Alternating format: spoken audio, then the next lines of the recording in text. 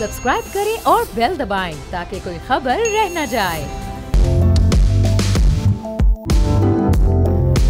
अस्सलाम वालेकुम, मैं बाब जहांगीर, आप देख रहे हैं प्रोग्राम व्यापार। और प्रोग्राम के आगाज़ में हम सबसे पहले आपको स्टॉक मार्केट की सूरत हाल से आगाह करेंगे। डॉलर की कीमत में क्या इस वक्त सूरत हाल है वो भी आपको बताएंगे। स्टॉक मार्केट में हम देख रहे थे कि गुज़िश्ता कुछ अरसे से उतार चढ़ाव की कैफियत थी और इस हफ्ते मार्केट कभी डाउन हुई कभी अप हुई, लेकिन पिछले हफ्तों में लगातार मार्केट ने अपने ऑल टाइम हाई को टच किया है। एक मौका ऐसा भी आया था जब इंडेक्स 67,000 की सतह को अबूर कर गया था।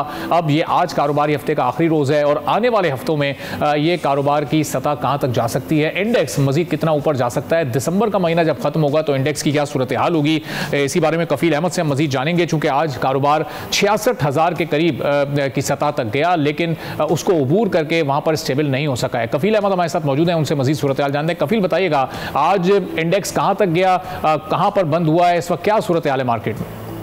देखिए, मार्केट की क्लोज होने में कुछ थोड़ा सा वक्त है, इसलिए कि 2 सेशंस होते हैं और 4:30 के बाद जो है वो मार्केट क्लोज होती है। तो अभी 66,346 का जो मार्केट ने हाई बनाया था आज, और जो सेंटिमेंट है ये 2 रोज कबल था, उससे मार्केट जो है वो बिल्कुल एक से जो है वो तब्दील हो गई है। और जो लेकिन वॉल्यूम है वो ताहाल अच्छे हैं मार्केट्स में, और जो सरमाएकार हैं और तमाम ब्रोकर्स हैं उनसे हमारी बात, उनके मुताबिक सेंटिमेंट खासा पॉजिटिव है मार्केट के अंदर। अगर हम बात कर लें तो इस वक्त जो ट्रेडिंग हो रही है वो 65,980 के लेवल पे हो रही है। और ऑटो सेक्टर, इसके अलावा ऑयल सेक्टर, पावर सेक्टर, इसके अंदर खास तेजी जो है वो देखी जा रही है, और इलेक्ट्रिक के अंदर। तो ये तमाम सेंटिमेंट है। और जो सुबह हमारी बात रही है तो उनके तमाम जो इन्वेस्टर्स हैं उनके मुताबिक अकॉर्डिंगली जो अब जो नया वीक है उसमें खासी चीजें पॉजिटिव हैं। और जो रेजिस्टेंस थी 67,000 के लेवल पे, वो मार्केट ने उसको जो है वो क्लियर कर ली, और अब 66,000 एक बार फिर जो अपना लेवल है उसको अबूर करने के साथ साथ मार्केट जो नए एवेन्यू है, मतलब 67,000, उसको भी अबूर करने में कामयाब होगी बहुत जल्द।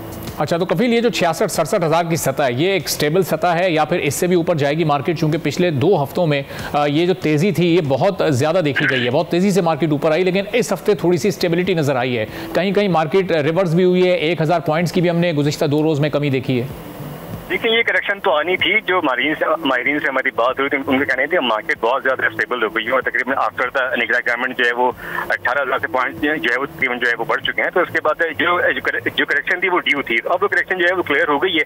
और मोस्ट प्रोबेबली जो अब आने वाला वीक है, यानी कि मंडे से मार्केट में नए जो है वो जो रिकॉर्ड हैं वो बनने के सिलसिला जो है वो माहिरीन तवक्का कर रहे हैं कि वो होंगे। और उसके बाद 66,000 और 66,000 का जो इंडेक्स है वो भी मार्केट अबूर करेगी एक बार फिर, और मजीद आगे जो है वो बढ़ सकते हैं। ठीक है, बहुत शुक्रिया कफील अहमद, हमारे नुमाइंदे हमारे साथ बता रहे थे कि आने वाले हफ्ते में मार्केट एक बार फिर ऊपर की तरफ जा सकती है। जो इस वक्त ओवरऑल इकोनॉमिक इंडिकेटर्स हैं मार्केट के हवाले से खासे पॉजिटिव हैं, और न सिर्फ मार्केट ऊपर जा रही है बल्कि डॉलर की कीमत में भी हमें कमी होती दिखाई दे रही है। और डॉलर की जो इस वक्त इंटरबैंक वैल्यू है वो 283 रुपये 10 पैसे तक वापस आ चुकी है, और 41 पैसे की इसमें कमी देखी गई है। अब ये मजीद कितनी कमी सामने आ सकती है, डॉलर और कितना सस्ता हो सकता है, इसी बारे में गुफ्तगू करते हैं मलिक बोस्तान साहब, सदर फॉरेक्स एसोसिएशन ऑफ पाकिस्तान के। मलिक बोस्तान साहब, बहुत शुक्रिया प्रोग्राम के लिए, आपने वक्त निकाला। ये जो हमें इस वक्त 282, 283 पर डॉलर वैल्यू करता नजर आ रहा है, अभी मजीद कितना सस्ता होगा आने वाले दिनों में? देखो, इसका पहला लेवल जैसे मैंने कल भी आपको बताया था, अभी 275 को तोड़ना बड़ा जरूरी है, क्योंकि कई दफा 275 से ये मार्केट वापस गई है। तो उस केस को मद्देनजर रखते हुए जो है डॉलर जो है 275 के बाद अगला लेवल इसका 265 है, फिर 250 है। तो लगता है डॉलर तो अपनी वो बड़े धीरे धीरे नीचे जा रहा है, लेकिन जा जरूर है। और ये आने वाले दिनों में, जब आज जो फेच की रिपोर्ट आपने पढ़ी होगी पाकिस्तान की जो है जी, पूरी उम्मीद थी कि ये प्लस CCC क्रेडिट रेटिंग आएगी, लेकिन उन्होंने बरकरार रखा है। तो साथ ये भी थोड़ा सा खदशा ज़ाहिर की है कि मार्च में जो, क्योंकि IMF का प्रोग्राम जो है वो इख्तिताम को पहुँचने वाला है, फिर अगर इलेक्शन होते हैं तो नई हुकूमत क्या करती है, पुरानी हुकूमतों का तो ये वतीरा रहा है कि वो पासदारी नहीं करते। तो यार नई हुकूमत भी उन्होंने बड़े एतमाद का इज़हार किया था। तो ये थोड़ा सा इससे थोड़ा सा मार्केट थोड़ी सी रुकी है, कल जैसे स्टॉक भी थोड़ी सी कम हुई थी इस खबर की वजह से। लेकिन वो लगता है कि आने वाले दिनों में, हालांकि सबकी उम्मीदें थी कि इंटरेस्ट रेट भी कम होगा और साथ ही क्रेडिट रेटिंग पाकिस्तान की बेहतर होगी, क्योंकि पाकिस्तान ने $3.5 अरब डॉलर का यूरो और डॉलर बॉन्ड जनवरी में फ्लोट करने हैं। तो उससे भी बड़ी उम्मीदें वाबस्ते हैं, और ये 71 करोड़ डॉलर IMF के आने हैं। इस तरह जो दुबई, सऊदीया और कुवैत के साथ मायदे हुए हैं, इसके बड़े फंड आने हैं। उसके बाद सबसे बड़ी जो खबर थी, अरामको ने 40% शेयर खरीद लिए, फायदा हो गया है। ये फंड जब आएंगे तो आप देखें डॉलर बड़ी तेजी से उससे बात करें। ठीक है, लेकिन मलिक साहब ये पिछले चंद हफ्तों पहले हमने देखा कि कामयाब कार्रवाइयाँ हुई स्मगलिंग के खिलाफ, ज़ख़ीरा अंदोज़ी के खिलाफ, और उस वक्त एक डिप आया था, डॉलर की कीमत उस वक्त कम हुई, लेकिन वो 250 जो एक्चुअल सतह हमें बताते हैं, आप भी बता रहे हैं, दूसरे माहिर माशियात भी बताते हैं, तो ये उस सतह तक क्यों नहीं आ पा रहा है? जो अभी 30 से 32 रुपए का 33 रुपए का फ़र्क है, ये क्यों मौजूद है? देखो अभी सब बड़ा टारगेट ये था कि इंटरबैंक और फ्री मार्केट के रेट को नैरो करना, वो हमने कर दिया, बल्कि इंटरबैंक का रेट ज़्यादा है, फ्री मार्केट का कम है, ये सबसे बड़ी कामयाबी है।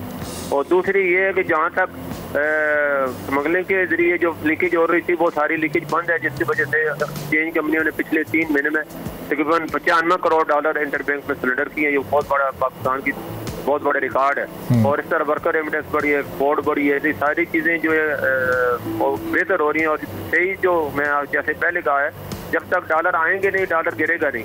तो अब डॉलर मायदे भी हो रहे हैं, बातें भी हो रही हैं, लेकिन सारी चीज़ें अभी हवा में जब लैंड करेंगी तो फिर सारे मसला होंगे और तो डॉलर का रेट फिर तेजी से गिरेगा इंशाल्लाह ताला। तो मलिक साहब, अभी मुल्क में जितना डॉलर मौजूद है, ये कोई नहीं, अभी जितना डॉलर मौजूद है, तो उस बुनियाद पर उसकी एक्चुअल प्राइस अभी क्या है? फिर ये प्राइस क्या, ये 280 रुपये है, 282 रुपये है? जब तक मजीद डॉलर्स नहीं आएंगे उस वक्त तक प्राइस नीचे आना मुमकिन नहीं है?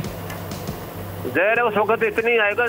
आ तो रहा है, देखो ना 330 से कम हो गए, अगर 283 पे आ गए, 283 से अब तो थोड़ा सा फासला रह गया, 233 रुपये का फासला रह गया, और इससे पहले 53 रुपये गिर भी चुका है। तो ये जा रहा है नीचे नीचे, और इंशाल्लाह अगर फंड आएंगे तो तेज़ी से जाएगा, लेकिन 30-40 पैसे हर हफ्ते जो है 1.5-2 रुपये गिरेगा, और फिर महीने में 8-10 रुपये गिरेगा। और अगर फंड आ जाएंगे तो फिर तेज़ी से 1 महीने में हो सकता है 250 को टच कर। ठीक है, बहुत बहुत शुक्रिया मलिक बुस्तान साहब, सदर फॉरेक्स डीलर एसोसिएशन। हमारे साथ कह रहे थे कि डॉलर की कीमत आने वाले दिनों में नीचे ज़रूर आएगी, लेकिन उसके लिए पहले थोड़े डॉलर मजीद मुल्क में आ जाएं, उसके बाद ये कीमत नीचे आने में मदद मिलेगी। थोड़ा सा आगे बढ़ेंगे और आपको बताएंगे कि खाद की बढ़ती कीमतों पर अब न सिर्फ किसान सरापा एहतजाज थे, बल्कि सियासी जमातें भी मैदान में आ चुकी हैं, और पाकिस्तान पीपल्स पार्टी ने किसानों की आवाज़ से आवाज़ मिलाई है, और इस सिलसिले में बड़ा एहतजाज किसानों के साथ किया गया, और ये मुतालबा किया गया कि खाद की कीमतों को कम किया जाए, कंट्रोल में किया जाए, खाद माफिया के खिलाफ कार्रवाई की जाए। यहाँ सवाल ये पैदा होता है कि पाकिस्तान पीपल्स पार्टी जो कि सिंध में खुद 15 साल से हुकूमत में थी, और ये 3 टेन्योर उन्होंने कामयाबी के साथ पूरे किए, तो उनके दौर में एक खाद माफिया किस तरह पनपती रही, क्यों ये कार्रवाई उनके खिलाफ नहीं की गई, इसी पर गुफ्तगू करते हैं। पीपल्स पार्टी के सीनियर रहनुमा निसार खोड़ो साहब ने हमें ज्वाइन किया। निसार खोड़ो साहब, बहुत शुक्रिया, आपने वक्त निकाला प्रोग्राम के लिए। पाकिस्तान पीपल्स पार्टी भी इस वक्त किसानों के साथ एहतजाज कर रही है। ये मामला है क्या, ये शुरू क्यों हुआ, ये अभी तक ये मामला इसकी पकड़ क्यों नहीं हो पा रही है? खाद माफिया के खिलाफ ये आप भी एहतजाज कर रहे हैं किसानों के साथ मिलकर, बुनियादी जो तहफ़्फ़ुज़ात और मुतालबात हैं वो हैं क्या? इसका एक सीधा सीधा मतलब होता है कि वो जो कंपनियां, इंडस्ट्री जो यूरिया खाद बनाती हैं, वो या तो ज़्यादा खाद बनाएं, उनको गैस वैस की जो शिकायत होती है वो नहीं होनी चाहिए। अगर वो ज़्यादा बनाएंगे, प्रोडक्शन करेंगे, तो आवाम की डिमांड जो है वो मीट हो सकेगी। अगर इंडस्ट्री कह रही है कि मैं फुल कैपेसिटी में चल रहा हूँ, लोगों की डिमांड ज़्यादा है, फिर ये मसला हो जाता है कि जो लोग वहाँ से ख़रीद के लाते हैं यूरिया, ये जो डीलर्स होते हैं या जो दुकान वाले होते हैं, वो या तो फिर वो ज़ख़ीरा अंदोज़ी कर रहे हैं, ज़ख़ीरा अंदोज़ी जानबूझ कर करके और लोगों को महंगे दामों पे बेचते हैं, और जो खातेदार हैं, जो ज़राअत पेशा लोग हैं, वो उनकी मजबूरी होती है कि हम ये खाद लें तो फसल अच्छी होगी तो पाकिस्तान की मईशत बेहतर होगी। पाकिस्तान वैसे भी ज़राअत पर मुश्तमिल एक मुल्क है, उसकी इकानमी ज़राअत पर डिपेंड करती है। अब इस तरह से महंगी खाद बेचकर वो जो काश्तकार हैं उनकी आमदनी पर डाका डाला जा रहा है कि वो पहले इतना खर्च कर लें, आगे पता नहीं क्या के रेट मिले क्या रेट ना मिले। तो इस लिहाज से ये दोनों चीज़ें हैं, इंडस्ट्री और ज़ख़ीरा अंदोज़। आवाम को तो पैसा, आवाम को तो चाहिए खाद, वो तो मजबूर हैं, कर्जा उठा के बेचते हैं तो उनकी फसल आइंदा। तो खोड़ो साहब, ये इस बहरान का असल जिम्मेदार है कौन? ये खाद माफिया के खिलाफ कार्रवाई अभी तक क्यों नहीं हुई? इसको कैसे रोका जा सकता है जो पूरी सूरत हाल पैदा हो रही है? आप सिंध की सबसे बड़ी जमात रहे हैं, तो इन 15 सालों में आप लोगों ने कुछ क्यों नहीं किया? आप भी इनके सामने मुकम्मल बेबस हैं। माफिया का नाम मुझे कहाँ से आएगा कि मैं माफिया बैठ के नाम लूँ? एक है जो कंपनियां खाद बनाती है उनसे खाद ले कौन जाता है? वो रिटेलर्स जो वहां से खरीद के अपने गोडाउन में रखते हैं और आवाम को वो बेचते हैं। या तो फिर इतनी ज्यादा तरीकाकार ठीक होना चाहिए कि काश्तकार खुद आके यूरिया ले ले, खुद आके खरीदे कंपनियों से, या तो ये तरीका है।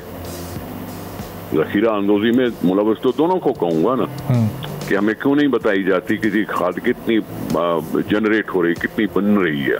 या तो वो एक्सपोज करें, वो इंडस्ट्री बताए कि जी हम इतनी खाद पैदा करते हैं, डिमांड हमेशा इतनी होती है, इतने एकड़ की आबादी होती है, इतनी एकड़ पर इतनी खाद चाहिए, हम उससे ज्यादा भी बना रहे हैं। या तो वो इंडस्ट्रियां डिक्लेयर करें अपनी बातें, या फिर जखीरा अंदोजों पर छापा कि आवाम को सहूलत मिले, आवाम को सस्ते दामों में कुछ न कुछ जो एक्चुअली सरकारी रकम मुकर्रर है उस पर भी नहीं मिल रही। सरकारी रकम कोई 3,500 के करीब है। खोड़ो साहब, ये किसानों का मसला हमने अपने इस प्रोग्राम में उठाया और उसके बाद हुकूमती सतह पर नोटिस लिया गया। खुद वजीर आजम ने, निगरान वजीर दाखिला ने ये कहा कि 24 घंटे में खाद माफिया के खिलाफ कार्रवाई होगी। सिंध में आपको सिंध की हद तक ऐसी कोई कार्रवाई अमली तौर पर होती हुई नजर आई? छोटे किसान तो इससे बहुत परेशान है। कोई कार्रवाई सिंध में हुई हो तो आप जरा बताइएगा। जो छोटे से किसान मुजाकर रहे थे, मैं तो किसानों की बात करूंगा ना, मुझे क्या मालूम हुकूमत कौन से छापे मार रही है, कौन सी पकड़ रही है। वहां के हर एक डिस्ट्रिक्ट में एक डीसी होता है। डीसी क्यों नहीं ये करा सकता इस पर अमल कि डीसी को सब पता चले कि कितनी खाद आ रही है और कितने दामों में बेचनी चाहिए। ये तो डीसी को भी कहा जाता है। बहुत शुक्रिया निसार खोड़ो साहब, पाकिस्तान पीपल्स पार्टी के सीनियर रहनुमा गुफ्तगू कर रहे थे। साथ पाकिस्तान पीपल्स पार्टी भी एहतजाज कर रही है। अब देखते हैं कि कब खाद माफिया के खिलाफ ये एक्शन सामने आता है। और अभी आपको बताएंगे वफाकी वजारत मनसूबाबंदी ने वफाकी तरक्याती प्रोग्राम के अखराजात की तफसीलात जारी की हैं और वो जो तफसीलात हैं उससे मुतालिक ये रवा माली साल के पहले 5 माह में 117 अरब 24 करोड़ से ज़्यादा खर्च किए गए हैं और वफाकी तरक्याती प्रोग्राम के लिए 5 माह के लिए 302 अरब रुपए से ज़्यादा के फंड्स भी जारी किए गए हैं। वफाकी वजारतों और डिवीजन्स की तरक्याती मनसूबों पर 101 अरब 68 करोड़ रुपए से ज़्यादा खर्च किए गए हैं। ये तमाम बड़ी अहम तफसीलात हैं जो कि सामने आ रही हैं। इस पर एक रिपोर्ट आपको दिखाते हैं, फिर वापस आके मज़ीद गुफ्तगू करते हैं। और आलमी मंडियों में तेल की कीमतों में कमी के बायस पाकिस्तान में पेट्रोलियम मसनूआत की कीमतों में भी बड़ी कमी का इम्कान जाहिर किया जा रहा है। लेकिन दूसरी जानिब IMF की शर्त पर हुकूमत ने पेट्रोलियम लेवी बढ़ाने की तैयारी भी मुकम्मल कर ली है। अब लेवी पर कितना इजाफा होगा, इस पर एक और रिपोर्ट आपको दिखाते हैं। आलमी मार्केट में पेट्रोलियम प्राइसेस कम हो रही हैं। ऑयल प्राइसेस कम होने का फ़ायदा पाकिस्तान में आवाम तक पहुंचेगा या नहीं, ये आज रात 12 बजे के बाद पता चल जाएगा। एक बड़ा जो इस वक्त कमी का इम्कान जाहिर किया जा रहा है वो एक्सपेक्टेड है, लेकिन गुज़िश्ता 2 बार भी हमने देखा गया कि हुकूमत ने पूरा फ़ायदा आवाम तक मुंतकिल नहीं किया और अब अगर लेवी बढ़ती है तो फिर ज़ाहिर है ये फ़ायदा आवाम तक नहीं पहुँच सकेगा और आवाम को एक बार फिर महंगा पेट्रोल ही ख़रीदना पड़ेगा। एक ब्रेक लेंगे, ब्रेक के बाद वापस आएंगे, कुछ मज़ीद अहम खबरें और स्टोरीज आप तक पहुँचाएंगे।